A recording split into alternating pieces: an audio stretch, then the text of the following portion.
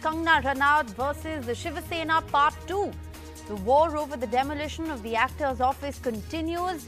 Actor Kangana Ranaut, along with her sister, visited her demolished office, or at least parts of the office which were demolished. She's taken stock of the situation on the ground as far as the demolished parts of her office are concerned. It clearly is due process, is what the BMC calls it. Kangana Ranaut, however, has alleged this is vendetta. The plea against the demolition has been adjourned till the 22nd of September. Meanwhile, there's a complaint that's been filed against Kangana Ranaut for using foul language against Uddhav Thackeray.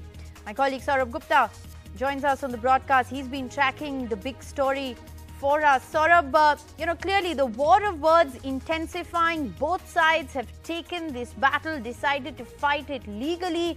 This as Kangana Ranaut, with all her security in the presence of the media, visited the demolished parts of her office today.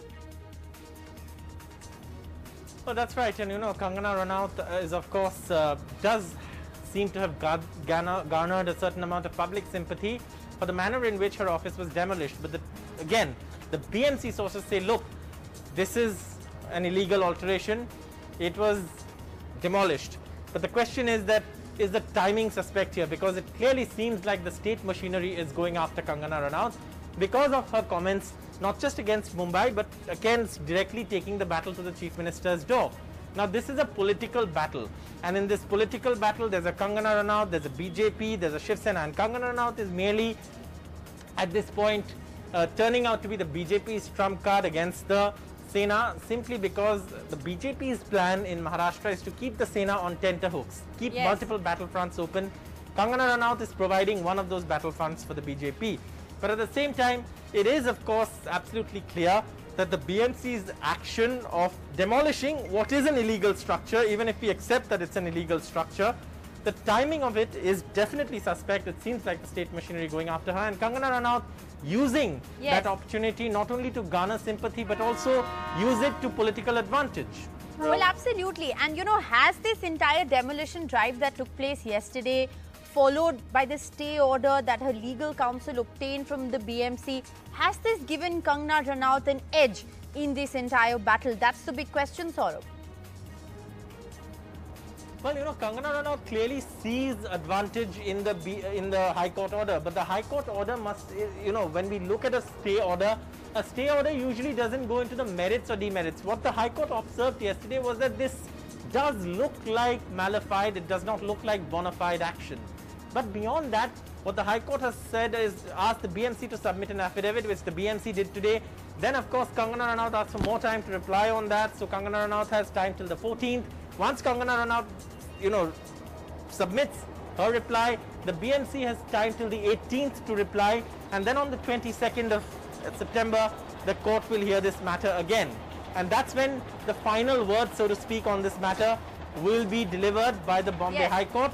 But the political battle, irrespective of what the court says, is going to continue. But with Saurabh, Kangana Ranaut, while the political battle, at this point, while the political battle and the legal battle continues, what about public perception? Because it clearly appears that the actor, who had, she'd been making all kinds of statements. When she linked Mumbai to POK, there were a lot of people who actually didn't appreciate what she said. There was a lot of negative sentiment regarding those comments that were made. But with this entire demolition exercise that took place yesterday, the stay order, the fact that she came back and she released that video message, has all of this, got her support back?